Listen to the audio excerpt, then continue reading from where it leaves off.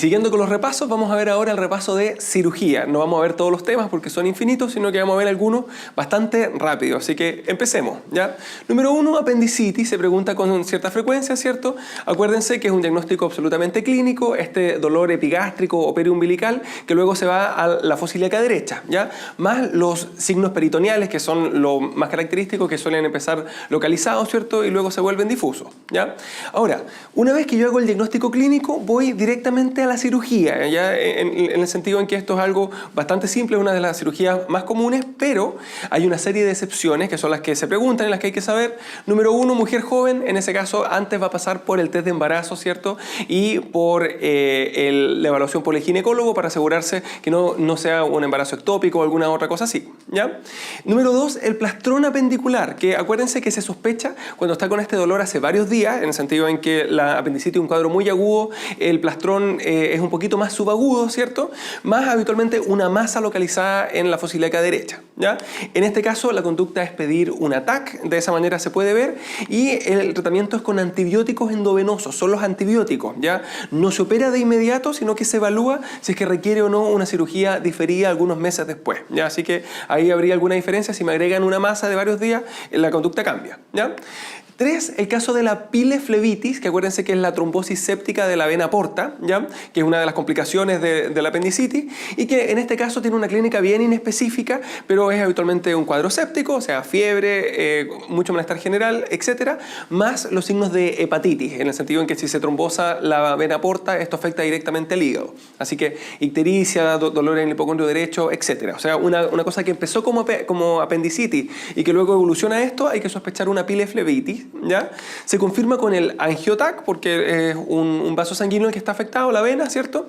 Y finalmente el tratamiento es con antibióticos por la parte séptica, ¿cierto? Más anticoagulantes por la trombosis séptica, ¿cierto? Obviamente más la cirugía de la apendicitis, igual, hay que sacar el foco.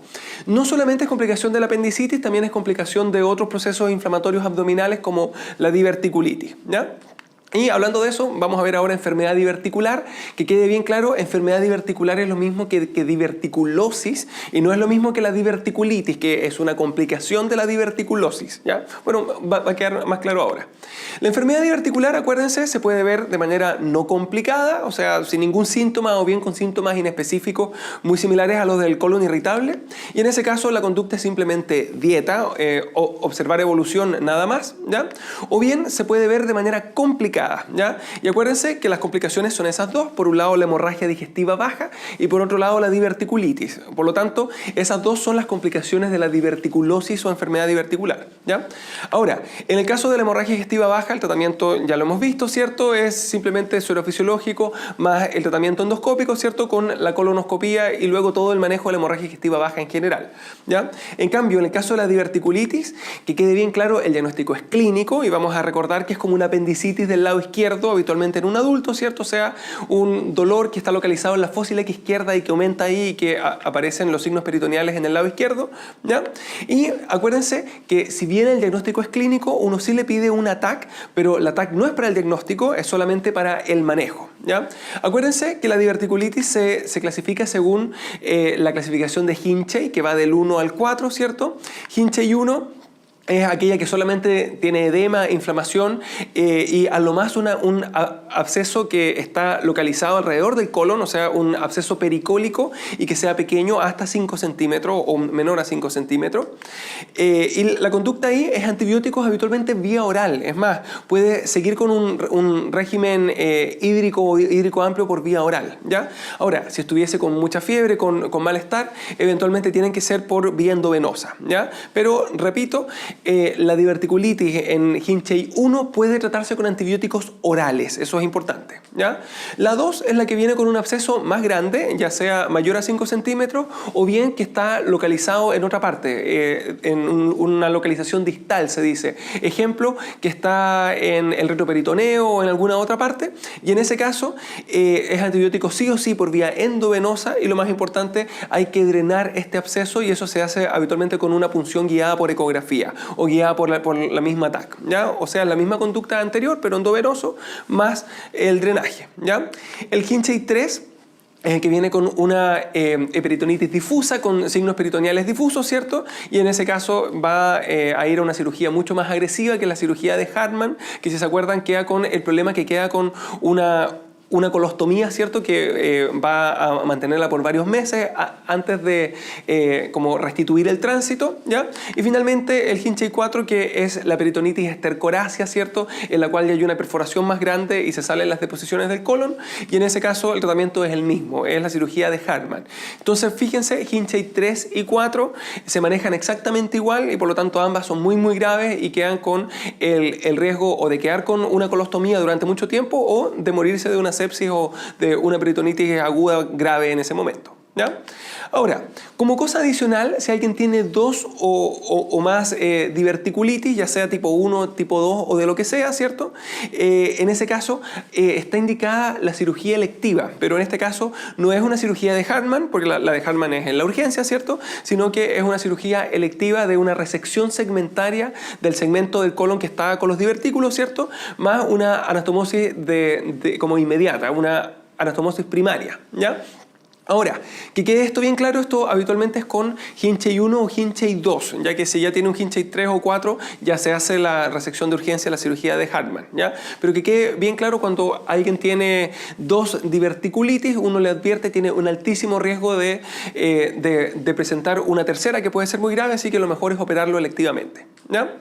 Ahora, si se me complica con perforación, con fístulas, con estenosis, con alguna complicación como anatómica, en ese caso igualmente está indicada la cirugía de urgencia y habitualmente es una cirugía de Hartmann también, ¿ya?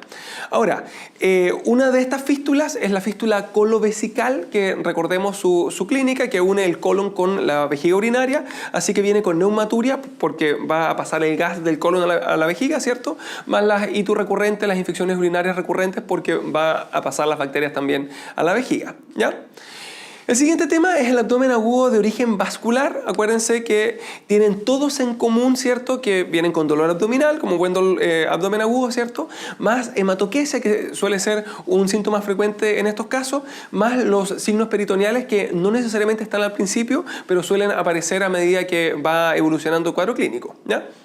Segundo lugar, acuérdense que tienen riesgo de necrosis y de perforación, en el sentido en que obviamente hay isquemia y luego necrosis y luego la perforación, y en este caso hay que operarlos por si acaso. Ahora, el manejo del abdomen agudo de origen vascular es el manejo general del abdomen agudo, el soporte, ¿cierto? Los antibióticos en este caso porque hay translocación bacteriana, suero fisiológico, y la cirugía en los casos en que se complique con una perforación o alguna otra complicación importante, ¿ya? Ahora, ese es el manejo de todas las causas, así que ahora vamos a verlas una por una, ¿ya? Vamos a ver estas tres cosas: la embolia mesentérica, la trombosis venosa mesentérica y finalmente la colitis isquémica, que se han preguntado las tres, ¿ya? Respecto a la embolia mesentérica, acuérdense que lo más característico es un dolor abdominal muy muy intenso, se describe como 10 de 10 de inicio súbito, más una disociación con el examen físico, en el sentido en que al inicio no hay signos peritoneales, ¿ya? O sea, tengo un paciente que empezó con un dolor muy, muy intenso, pero que al examinarlo no le duele, ya, al menos no al palparlo, ya, hasta que ya hay una perforación, hasta que avanza una cosa ya más grave, ¿ya? Ahora, ¿cómo se maneja este cuadro clínico? Con una angiografía o bien con una angiotac, o sea, con algo que me permita ver la arteria, ¿cierto? Y luego de esto, obviamente, se va a anticoagular con heparina, ¿cierto? Más el manejo del émbolo en sí, que va a ser manejado o con una embolectomía o con una trombólisis, ¿cierto? Que habitualmente la trombólisis se intenta durante la misma angiografía, ¿ya? Ahora, en el caso de la trombosis venosa mesentérica, el cuadro es similar, pero no es de inicio agudo, sino que es un cuadro más arrastrado, que suele durar varios días, 3 a 4 días con el dolor, con la hematoquesia, ¿cierto? Y luego con la aparición de los signos peritoneales, ¿ya?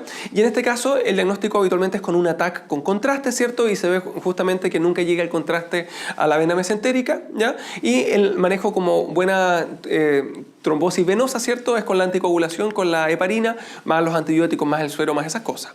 Finalmente tengo la colitis isquémica, que acuérdense que el lugar más frecuentemente afectado es el hipocondrio izquierdo, el ángulo esplénico del colon, así que viene con dolor más intenso en esa zona, en el sentido en que esa es una zona de irrigación limítrofe entre la arteria mesentérica superior e inferior, ¿ya? Bueno, obviamente aparte del dolor, la hemorragia, todas esas cosas exactamente igual. La forma en que se estudia habitualmente es con un ATAC que va a mostrar edema en esa zona, en el ángulo esplénico del colon, ¿ya? Y el tratamiento habitualmente es el soporte, los antibióticos, el suero fisiológico y la cirugía en el caso de que se complique, ¿ya?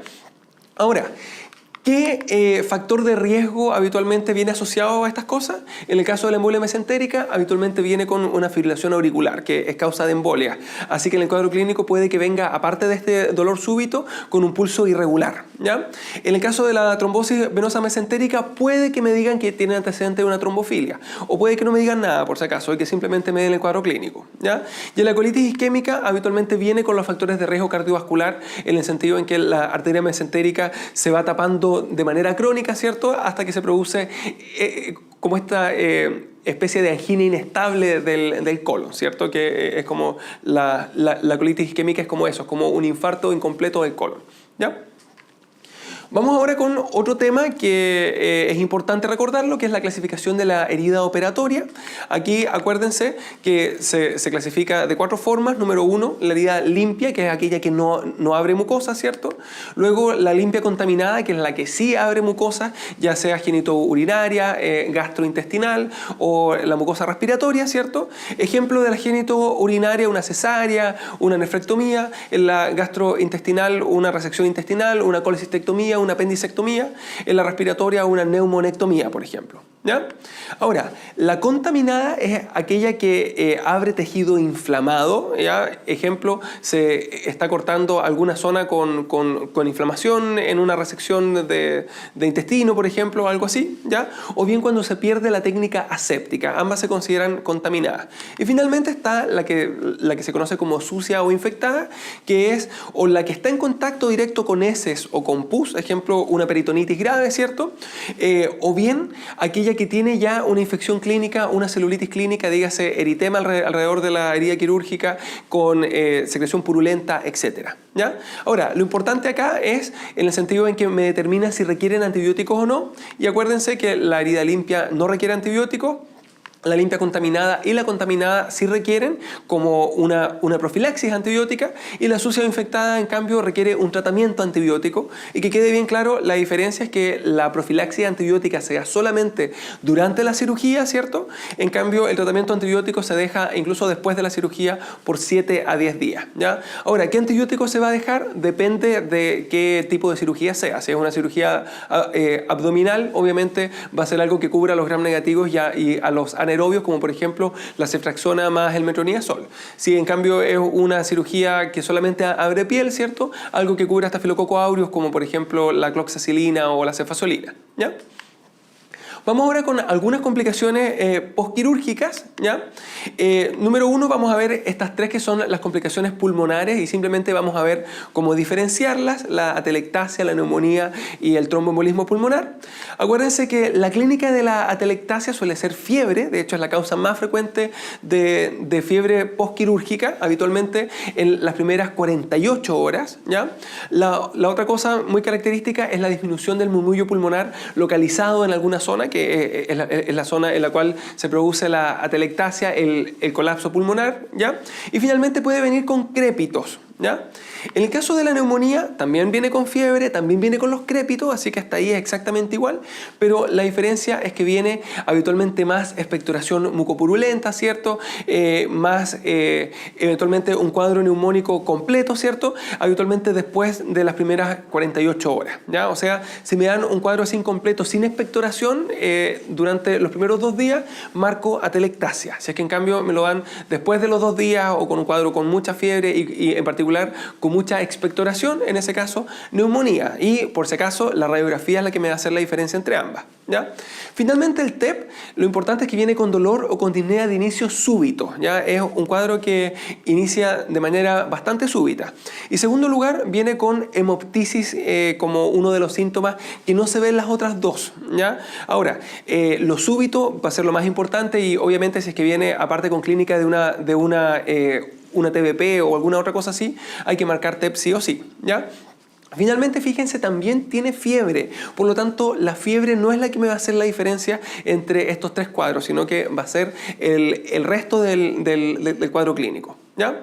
El manejo no lo vamos a ver porque ya lo hemos visto bastantes veces, sino que vamos a seguir con otras complicaciones que son las que están ahí: la infección de la herida quirúrgica, la dehiscencia de la anastomosis, ¿cierto? El hemoperitoneo, la evisceración y la eventración, y lo importante nuevamente es no confundirlas entre ellas, ¿ya? Empecemos. La infección de la herida operatoria viene con clínica de infección, dígase con eritema, con pus alrededor de la herida, ¿cierto? Eventualmente con fiebre, o sea, es una afectación habitualmente de la piel, ¿ya? En cambio, en la dehiscencia de la anastomosis, que es por dentro, ¿cierto? El cuadro clínico va a ser una peritonitis grave, importante, ¿cierto? Y sin eritema, sin pus, sin ninguna de esas cosas. Obviamente sí puede venir con fiebre, pero ahí la gran diferencia es que la infección de la herida afecta la piel y no me afecta el peritoneo. En cambio, la dehiscencia me afecta el peritoneo, o es una infección como más interna, ¿ya? Ahora, el hemoperitoneo, la clínica más importante va a ser el choque hipovolémico, en el sentido en que hay una hemorragia importante, ¿cierto? Y luego sí pueden aparecer los signos peritoneales, ¿ya? Así que si me dicen, empieza con una peritonitis muy importante y luego se choquea, es una dehiscencia, ¿ya? En cambio, si me dicen, empieza con hipotensión importante y luego van apareciendo los signos peritoneales, eso es un hemoperitoneo, ¿ya? Bueno, en ambos casos hay que abrirlo por si acaso, ¿ya? Ahora, en el caso de la evisceración, acuérdense que es aquella protrusión del contenido abdominal, ¿cierto? Sin un saco peritoneal que lo recubra, lo cual habitualmente ocurre dentro de las primeras horas, ya posquirúrgica. En cambio, la eventración es con un saco y esto habitualmente ocurre días después. De hecho, acuérdense que la eventración, el sinónimo, es la hernia incisional, ¿ya? En ambas la conducta es la cirugía, con la diferencia en que en la evisceración es una cirugía de urgencia, en la eventración, en cambio, es una cirugía que es electiva como buena hernia, ¿ya? De hecho, de las complicaciones que están más abajo, la infección se va a tratar con antibióticos, ¿cierto? En cambio, todas las demás se operan en el sentido en que son complicaciones graves e importantes, por si acaso, ¿ya? El siguiente tema, hernias, ¿ya? ¿Qué hay que saber de las hernias? Su diagnóstico es clínico y todas se operan, ¿ya? Ese es el concepto. O sea, se diagnostican con la clínica, se palpan, ¿cierto? Y de ahí va a la cirugía. No está en esta diapositiva, pero si me queda la duda clínica, se puede confirmar con una ecografía de pared abdominal. Pero la clínica habitualmente hace el diagnóstico bien, ¿ya? Ahora, ¿cómo se operan? Depende. Si no está complicada, es una cirugía electiva, una hernioplastía o herniorrafia electiva. Si es que en cambio está complicada, va a ser una cirugía de urgencia o una hernioplastia de urgencia. Y aquí hay que recordar que las complicaciones son esas tres: la atascada o encarcerada, la hernia que se atasca, ¿cierto? La hernia estrangulada y finalmente la obstrucción intestinal, que lo vamos a ver como un tema aparte, ¿ya? Ahora, el diagnóstico de estas complicaciones es clínico, así que hay que conocer su clínica, ¿cierto? La atascada o encarcerada es aquella que es dolorosa e irreductible. Así que quede bien claro, si me hacen esta pregunta, un paciente tiene una hernia y que nunca le había dolido y ahora le empieza a doler, la conducta inicial es intentar reducirla, porque antes de decir que está atascada, debo intentar reducirla, porque solamente si es irreductible, ahí yo digo está atascada y la conducta sería la cirugía de urgencia, ¿ya? La estrangulada es la misma, que viene además con un compromiso vascular y la verdad es que muchas veces es indistinguible de la atascada, ¿ya? Ahora, si viniese con una zona violácea en la hernia, bueno, en ese caso ya se hace el diagnóstico, ¿cierto? Y va directamente a la cirugía de urgencia, ¿ya? Y finalmente, la clínica de la obstrucción intestinal es esa triada, ¿cierto? Dolor cólico, vómitos y distensión abdominal, y en ese caso obviamente la conducta es cirugía también, ¿ya? Finalmente, como tema aparte, acuérdense que la excepción es la hernia umbilical en el niño menor de 4 años, que está no complicada obviamente, que en ese caso se puede observar hasta los 4 años. Pero que quede bien claro, es la hernia umbilical. Las demás hernias, por ejemplo, una hernia inguinal en un niño de 1 año, hay que operarla igual, ¿ya? O sea, solamente la hernia umbilical en el niño chico, ¿cierto? Es la que se puede observar. Todas las demás se operan. Ya, sigamos ahora con la obstrucción intestinal, ya otro tema. Acuérdense que la clínica, ya la dijimos, era el dolor tipo cólico, más los vómitos que pueden ser alimentarios o fecaloideos al final, más la distensión abdominal, esas 3 cosas, ¿ya? Pero puede venir con clínica adicional como que tenga imposibilidad de eliminar los gases, que los ruidos hidroaéreos estén aumentados, así un intestino de lucha con bazuqueo, por ejemplo. Pero acuérdense que al final, a medida que va pasando el tiempo, que se va produciendo esta isquemia intestinal por la hipertensión luminal, ¿cierto? Pueden aparecer los signos peritoneales, ¿cierto? Y ahí los ruidos hidroaéreos pueden estar disminuidos, incluso abolidos, ¿ya? Así que en el cuadro clínico de Leunacom puede venir con los ruidos aumentados o disminuidos y aún así me están preguntando una obstrucción intestinal. Así que harto cuidado con el resto del cuadro clínico, ¿ya? El diagnóstico es absolutamente clínico, pero yo sí le puedo pedir algunos exámenes de apoyo diagnóstico, de los cuales el de elección por regla general es la radiografía de abdomen simple. Así que yo les recomiendo que marquen eso, ¿ya? Aunque la TAC es un excelente examen y se puede pedir igual. Ahora, si me preguntan el examen inicial, sin duda la radiografía de abdomen simple. Si me preguntan el mejor examen para determinar además la etiología, ejemplo, si se sospecha un cáncer, en ese caso sería la TAC, ¿ya? Ahora, el tratamiento de la obstrucción intestinal es absolutamente quirúrgico, hay que desobstruir, con una excepción que la vamos a ver después, ¿ya? Y acá acuérdense que respecto al origen de la obstrucción, el antecedente de una cirugía previa me orienta a bridas y adherencias, que son la causa más frecuente. El antecedente de constipación, de baja de peso, de anemia, me orienta a cáncer de colon, ¿ya? El que en la radiografía se vea neumobilia, o sea que en la vesícula, ¿cierto?, se vea gas, ¿ya? En ese caso me orienta a un hilio biliar y ahí hay que ir a buscar además el cálculo biliar, ya que acuérdense que avanza habitualmente hasta el ilium distal y ahí obstruye, ¿ya? Si se ve una imagen de grano de café muy grande, hay que sospechar un vólvulo y acuérdense que el vólvulo de sigmoides se maneja distinto, no hay que operarlo, sino que se maneja con la reducción neumática, ¿ya? Ahora, siguiente tema, el trauma abdominal y el trauma torácico, ¿ya? Empecemos con el trauma abdominal, puede ser un trauma cerrado por arma de fuego, por arma blanca, ¿cierto? Así que empecemos con el cerrado. Por regla general yo miro 2 cosas, por un lado su clínica y por otro lado la ecografía abdominal, ¿ya? La ecografía de urgencia, la famosa EcoFast, hay que hacer las 2 cosas, ¿ya? Si está todo normal, está todo bien, en ese caso simplemente se observa, no se hace nada. En cambio, si es que está con un shock hipovolémico, por ejemplo, o bien si es que está con signos peritoneales, o bien si es que la ecografía me muestra líquido libre, que seguramente me está reflejando sangre, ¿cierto? En ese caso hay que hacer una cirugía exploradora. Así que la pregunta es, ¿cuándo se opera un trauma cerrado o cuando se abre un trauma abdominal cerrado? Cuando tiene una clínica sugerente de hemorragia, de rotura de víscera hueca, o bien cuando hay una ecografía que sugiere lo mismo, ¿ya? Ahora, por arma de fuego, ahí no hay ninguna duda, cirugía exploradora sí o sí, un balazo en la guata igual hay que operarlo sí o sí, ¿ya? Y finalmente por arma blanca, que puede ser ya sea por un cuchillo o por alguna otra cosa que sea punzante, ¿cierto?, o cortante.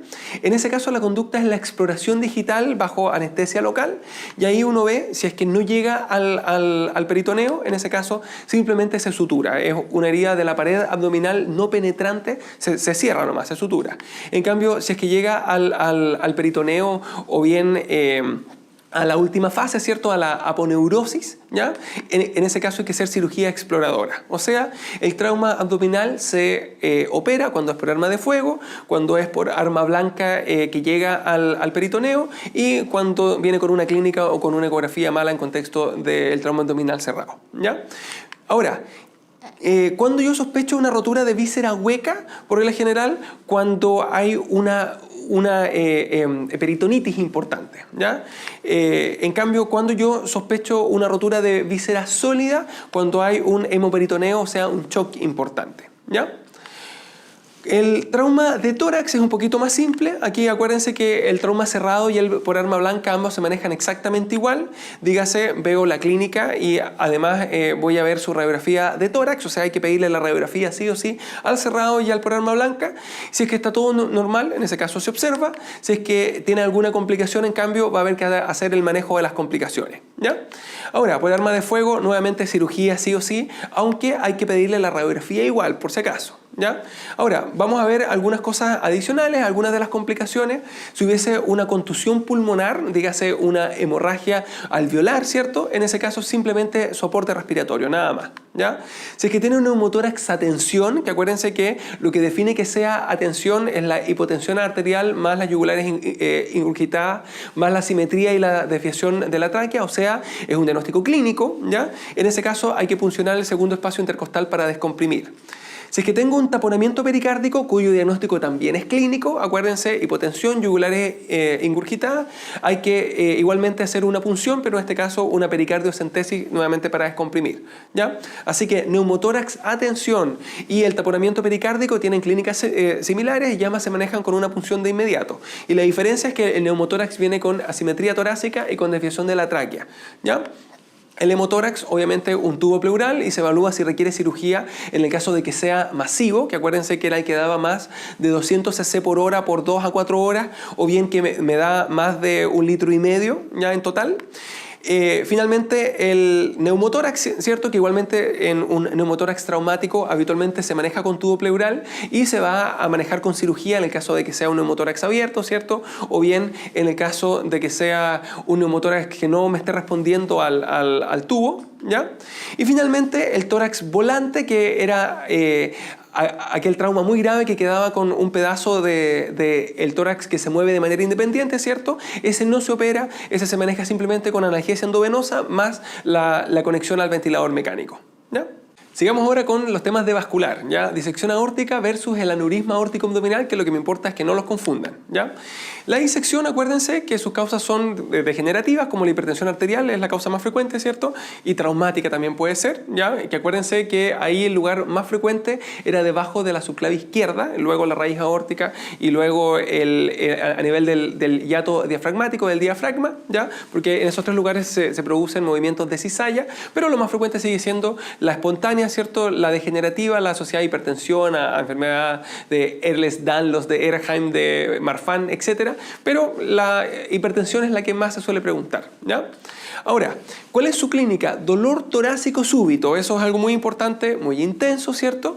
Que eventualmente se puede confundir con un síndrome coronario, pero además tiene algunas cosas bien características, que es que viene con asimetría de pulso, ya con un soplo diastólico, porque el flap de disección me vuelve insuficiente la válvula aórtica, con disfonía, ¿cierto? Porque el flap de disección igualmente, el hematoma me puede comprimir al laringio recurrente. Así que esas tres cosas, la asimetría entre los pulsos radiales o entre los pulsos de las extremidades superiores y las extremidades inferiores, o el soplo diastólico o la disfonía en contexto de dolor, me obliga a sospechar disección aórtica. Y esto es muy importante porque si yo lo confundo con un infarto y le doy aspirina, heparina, streptoquinasa, esas cosas, yo mato la disección aórtica, ¿ya? En cambio, en el infarto están indicados, ¿ya? Y por lo mismo se pregunta mucho, ¿ya? Ahora, la forma de enfrentarlo ante la sospecha clínica, acuérdense, es con el angiotac de tórax, ¿ya? Y si es que no está disponible, igualmente me sirve el ecocardiograma transesofágico, que en los lugares, en las urgencias, en donde está disponible y es rápido, ¿ya? Suele ser el examen de elección, ¿ya? Pero en Chile, en general, lo que más se usa es el angiotac de tórax porque no hay mucha ecografía FAST disponible en estas urgencias, ¿ya? Ahora, y la pregunta es, ¿y la radiografía me sirve acá? Y la respuesta es, si yo ya tengo el cuadro clínico de sospecha de esto de acá, no debo pedir la radiografía, debo pedir el angiotac o la ecografía transesofágica, ¿ya?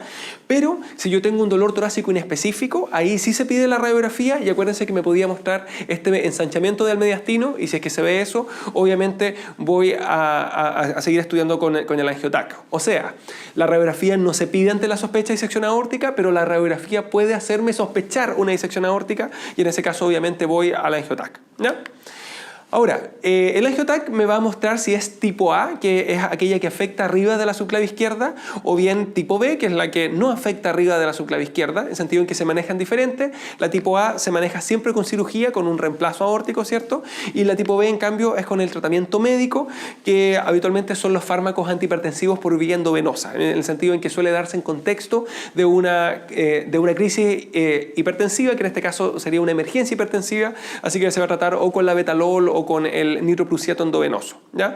Ahí le puse un asterisco porque tiene algunas indicaciones de cirugía que no caben ahí en ese espacio, pero que vale la pena recordarlas, que era el dolor intratable y el más importante de todos, aquel en el cual se produce isquemia de alguno de los vasos sanguíneos, en el sentido en que el flap de disección igualmente puede ocluirme alguna de las arterias, ¿ya? Ahora, la causa del aneurisma aórtico abdominal, acuérdense, es ateromatoso, así que suele venir con factores de riesgo cardiovascular en general, que pueden incluir la hipertensión, como en el caso de la disección, ¿ya? Ahora, habitualmente su clínica es radicalmente diferente, es asintomático y a lo más se palpa una masa pulsátil, o bien se palpa la aorta simplemente más grande, ¿ya? O bien cuando se rompe, ahí viene con un choque hipovolémico más una masa abdominal dolorosa, ¿cierto? Y pulsátil, ¿ya? Ahora, acuérdense que en el adulto mayor se podía ver también como un cólico renal, en el sentido en que el hematoma se hace hacia el retroperitoneo, ¿cierto? Y eventualmente eso duele muy similar a un cólico renal, ¿ya? Ahora, la forma en que se estudia un aneurisma aórtico abdominal es diferente, es con la ecografía, ¿ya? Y la ecografía me sirve tanto para el diagnóstico como para el seguimiento, por si acaso, ¿ya? En el sentido en que la ecografía me muestra el diámetro de la aorta y lo que me interesa justamente cuál es su diámetro, ¿ya? Ahora, después de esto, debe ir igual a una TAC, en el sentido en que la TAC me permite tomar mejor las decisiones de manejo, ¿ya? Ahora, el tratamiento de esto depende del tamaño. Si es que tiene menos de 5 centímetros de diámetro, en ese caso simplemente se observa y se hace el manejo de los factores de riesgo cardiovascular porque el riesgo de rotura es bajo.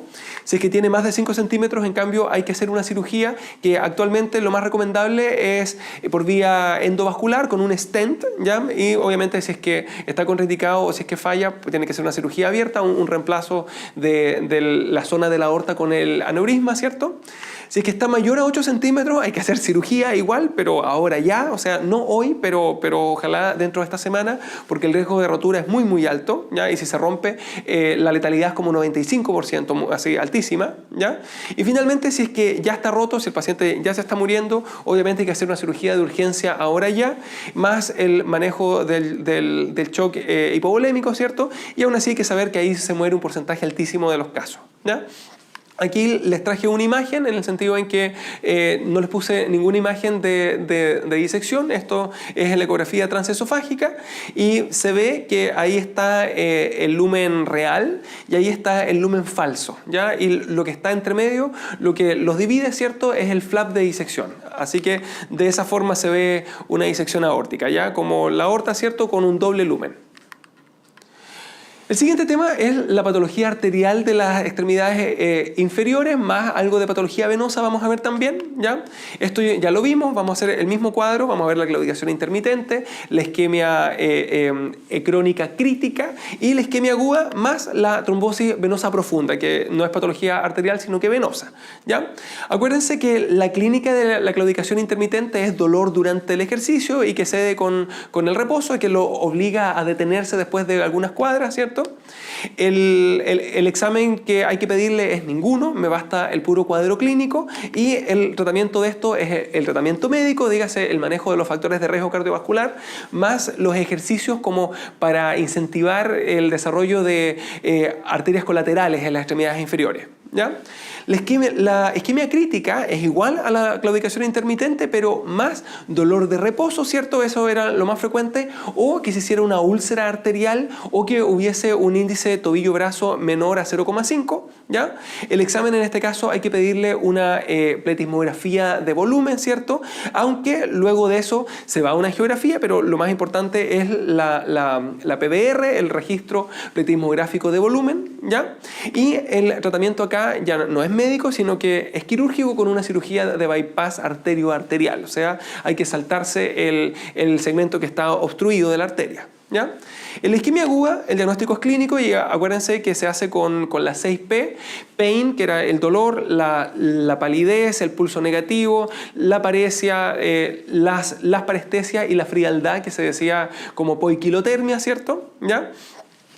Pero aunque el diagnóstico es clínico, la forma en que se enfrenta es con una angiografía de manera de identificar la zona en la cual se impactó este émbolo, ¿ya? Y finalmente el tratamiento obviamente es con la anticoagulación, con la heparina, ¿cierto? Más la embolectomía que se puede intentar o por vía endovascular o por trombólisis también en algunos casos, pero habitualmente se hace la misma angiografía con un catéter de Fogarty, por ejemplo. ¿Ya? Finalmente, la trombosis venosa profunda, su clínica habitualmente es dolor, más edema, más el signo de Homans, más el empastamiento, más el dolor en las masas musculares. Esto ya lo vimos antes en respiratorio, ¿cierto? Y acuérdense que el examen que uno le pide es el ecodoppler de extremidades inferiores y que el tratamiento es la anticoagulación con heparina y luego obviamente todo el estudio de las trombofilias, etc. ¿Ya? Ahora, como tema adicional, las úlceras vasculares de las extremidades inferiores. Acuérdense que tengo las úlceras arteriales y las úlceras venosas, ¿cierto? Que lo fundamental de la úlcera arterial es el dolor, duelen bastante, y aparte su ubicación suele estar en el malleolo externo, suele ser de aspecto pálido, ¿cierto? Porque está isquémico, porque no le llega suficiente sangre, y suele ser de bordes irregulares. Pero, repito, el dolor suele ser como su clínica más importante. Las venosas, en cambio, suelen ser indoloras o bien con muy poquito dolor, habitualmente están ubicadas en el malleolo interno, ¿cierto? Y suelen ser de un color hiperémico, violáceo, ¿cierto? Porque son por congestión venosa, ¿ya? Aparte de eso, puede que vengan con antecedentes de una TBP o con esta hiperpigmentación característica del síndrome postflevítico, ¿ya? La lipodermatosclerosis, ¿ya? Ahora, en ambas el diagnóstico es absolutamente clínico, ¿ya? Así que es algo que se pregunta con alguna frecuencia porque las clínicas de las enfermedades se preguntan con bastante frecuencia, pero el manejo es distinto. Acuérdense que la arterial, por ser una úlcera, hay que hacerle curaciones, pero lo más importante es una isquemia crítica, así que se va a manejar con la pletismografía y luego la cirugía de bypass, ¿ya? En cambio, la venosa es simplemente con las curaciones más el vendaje compresivo, más eventualmente el reposo con la extremidad en alto, ¿ya? Y que quede bien claro, el diagnóstico de ambas es clínica, el manejo ambas incluye curaciones, ambas no incluye antibióticos a menos que se haya infectado, ¿ya? Pero el manejo independiente, ¿cierto? Es totalmente diferente, así que ahí hay que aprenderlo, ¿ya? Vamos finalmente con algunos poquitos temas de cirugía pediátrica. Aquí vamos a ver esos 4 temas para diferenciarlos: la enterocolitis necrotizante versus la atresia duodenal versus la atresia esofágica, que no hay que confundirla con la duodenal al leer rápido, ¿ya? Y versus la estenosis hipertrófica del píloro. Todas tienen algunas cosas en común, pero tienen bastantes diferencias, ¿ya? En el caso de la enterocolitis, habitualmente es un recién nacido que suele tener algunos poquitos días de nacido y su triada es vómitos, la distensión abdominal y la hematoquesia, esas 3 cosas. Ahora, si tiene solamente 2, así vómitos y hematoquesia en un recién nacido, es una enterocolitis igual, ¿ya? O vómitos y distensión, bueno, puede ser otra cosa, pero hay que sospechar enterocolitis igual, ¿ya? O sea, si bien la clínica habitualmente viene con estos 3 síntomas, me bastan 2 ya para sospecharlo, ¿ya? Ahora, suele venir además con algún antecedente, el antecedente de prematurez, de asfixia o de sepsis, en el sentido de que esos 3 son los factores de riesgo más importantes y si me dicen elija uno, la prematurez es el más importante de los 3, ¿ya? Ahora, la forma en que se enfrenta es con una radiografía de abdomen simple y ahí se ve la neumatosis intestinal, que acuérdense que es aire en la pared del intestino, aunque se pueden ver otras cosas como, ejemplo, un neumoperitoneo, que ahí significa que hay una perforación además, o bien simplemente la distensión de un asa abdominal, ¿ya? De una asa intestinal, que diga. Ahora, el manejo de esto, lo más importante es el régimen 0, por si acaso, ¿ya? Así que el manejo de la enterocolitis es el régimen 0. Ahora, obviamente, como no está recibiendo nada por boca, hay que administrarle hidratación por vía endovenosa, ¿cierto? Más la nutrición parenteral total, ¿ya? Finalmente, acuérdense que recibe antibióticos no porque sea causada por una sepsis siempre, ¿ya? Sino porque se puede complicar con infección y aparte porque la causa sí puede ser una infección de base, ¿ya? Ahora, la pregunta es, ¿y se operan? Y la respuesta es a veces, en general, cuando hay alguna complicación de tipo anatómica, como por ejemplo que se perfore, y eso se va a ver como un neumoperitoneo, cuando hay una estenosis, que eso suele ocurrir algunas semanas, algunos meses después, o bien cuando se produce una fístula, ¿ya? En el caso de la atresia duodenal también viene con vómitos. De hecho, si el duodeno está cerrado, obviamente se va a producir una especie de síndrome pilórico, ¿cierto? Con vómitos explosivos, ¿cierto? Y nuevamente esto en un recién nacido. Y es desde que nace, desde el día 1, ¿ya? Acuérdense que en este caso la radiografía o la ecografía me va a mostrar esta imagen de doble burbuja y el tratamiento, obviamente, si es que tengo el duodeno cerrado, es el resecar esa zona que está atrésica, que está obstruida, ¿ya? Así que es con cirugía. ¿Ya? Ahora, con alguna frecuencia la atresia duodenal, la verdad que lo que se sospecha no es esa enfermedad, sino que una enterocolitis, y al momento de hacerle la radiografía, en vez de encontrarme con la neumatosis de la enterocolitis, me encuentro en cambio con la doble burbuja y ya hago el otro diagnóstico, el de la atresia duodenal, ¿ya? La atresia esofágica también es del recién nacido, pero no tiene ningún síntoma en común con la atresia duodenal, así que lo único que tienen en común es el nombre, así que, repito, mucho cuidado al responder de no leer muy rápido y de no marcar muy rápido, de saber que es frecuente confundir esas dos cosas, ¿ya? La atresia esofágica viene con cialorrea, con imposibilidad de poder tragar, ¿ya? Y además de eso puede venir con un síndrome de dificultad respiratoria del recién nacido, en el sentido en que, por un lado, aspira la saliva y por otro lado, se asocia también a malformaciones respiratorias, a malformaciones de la tráquea en particular, con una frecuencia muy alta. De hecho, un porcentaje altísimo, el 80% o un número similar, viene con una fístula traqueoesofágica además, ¿ya? Ahora, esto afecta al recién nacido y como antecedente puede haber venido con un polihidroamnios, con un polihidramnios, en el sentido en que, acuérdense que como no puede deglutir, no puede tragar, ¿cierto? Se va acumulando el líquido amniótico, ¿ya? El diagnóstico se hace con una radiografía simple, con una sonda nasogástrica, o sea, se intenta pasar la sonda y ver si es que es posible que llegue hasta el estómago, si es que llega, obviamente, el esófago está permeable, si es que no, está atrésico, ¿ya? Y finalmente el tratamiento igualmente va a ser con cirugía, obviamente, ¿ya?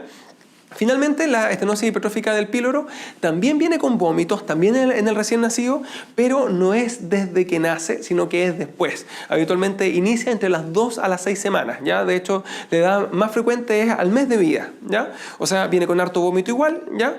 La forma en que se estudia es con la ecografía y finalmente el tratamiento de esto es con cirugía también, que se ha preguntado el nombre y es la pilorotomía de Ramstedt, ¿ya? Entonces, fíjense cuáles tienen vómito, enterocolitis, atresia y la estenosis hipertrófica del píloro. ¿Cómo hago para diferenciarlos? La edad, ya estenosis hipertrófica del píloro aparece semanas después, en cambio las otras dos son desde el principio, ¿cierto? Y la enterocolitis de la atresia, la forma de diferenciarla va a ser con los antecedentes, con la prematurez, asfixia, con esas cosas de la enterocolitis, con la hematoquesia de la enterocolitis. Y en el caso de la atresia duodenal, lo único que me haría sospecharlo un poco más sería que tuviera síndrome de Down, por ejemplo, que se asocia a esto, ¿ya? Ahora, la atresia esofágica, ya lo dijimos, una clínica 100% diferente, ¿ya? Vamos ahora a ver estas otras como patologías infantiles, la imaginación intestinal, el divertículo de Meckel y la enfermedad de Hirschsprung, ¿ya? Acuérdense que la clínica de la imaginación o intususcepción intestinal, ¿cierto?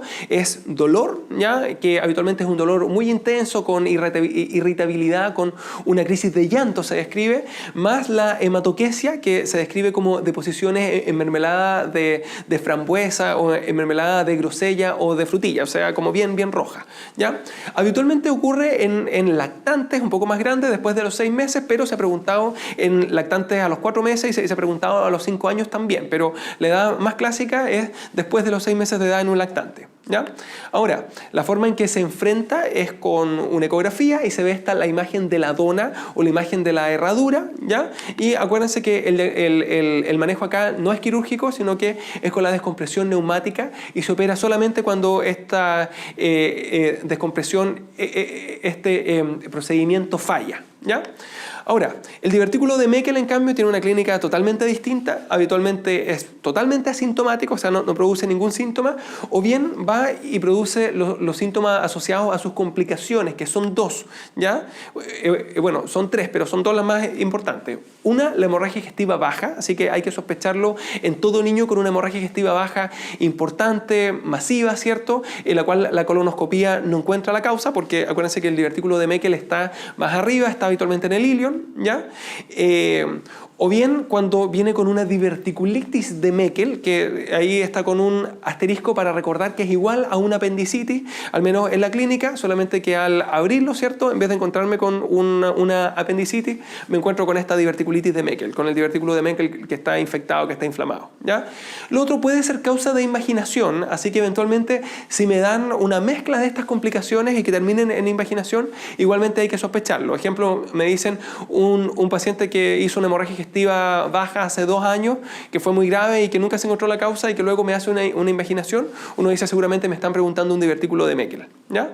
Ahora, la forma en que se diagnostica, acuérdense, con la scintigrafía, ¿ya? Con la scintigrafía con tecnesio, y el tratamiento obviamente es con cirugía. Esto obviamente siempre y cuando se haya complicado, porque si es asintomático simplemente nunca voy a saber que tuvo un divertículo de Meckel, ¿ya? Finalmente, la enfermedad de Hirschsprung, acuérdense que su clínica es como una obstrucción intestinal parcial, dígase distensión abdominal, dificultad para ir al baño, ¿cierto? Con mucha constipación, etc. ¿Ya? Acuérdense que esto nuevamente afecta al recién nacido y que desde el inicio puede que venga con un retraso en la eliminación del meconio, pero luego afecta al lactante. Así que se puede preguntar como un lactante de 2 meses, por ejemplo, que siempre ha estado con mucha constipación, que vomita mucho, que viene con esta clínica como de obstrucción intestinal incompleta, ¿ya? Ahora, habitualmente uno inicia el estudio con imágenes, con una ecografía, por ejemplo, con unas radiografías con bario, con una manometría también puede ser, que no es una imagen, pero aún así, con exámenes de apoyo diagnóstico, que habitualmente lo que muestran es que una zona del colon está cerrada, está como contraída, ¿ya? Y luego de esto se va a la confirmación con la biopsia de la pared del colon, ¿cierto? Y se ve que hay una aganglionosis, así que el otro nombre es el megacolon aganglionótico, en el sentido en que alguna zona del intestino, alguna zona del colon está sin neuronas en el plexo mientérico o en el plexo submucoso. O sea, le faltan neuronas en una parte del colon, lo cual hace que se contraiga tónicamente en vez de hacer una onda peristáltica normal, ¿ya? Y el tratamiento de esto obviamente es la cirugía, ¿ya? En el sentido en que se reseca el segmento aganglionótico y ahí se acaba el problema, ¿ya? Y bueno, esa fue cirugía, ¿ya? Así que nos vemos en el siguiente repaso. Que estén bien.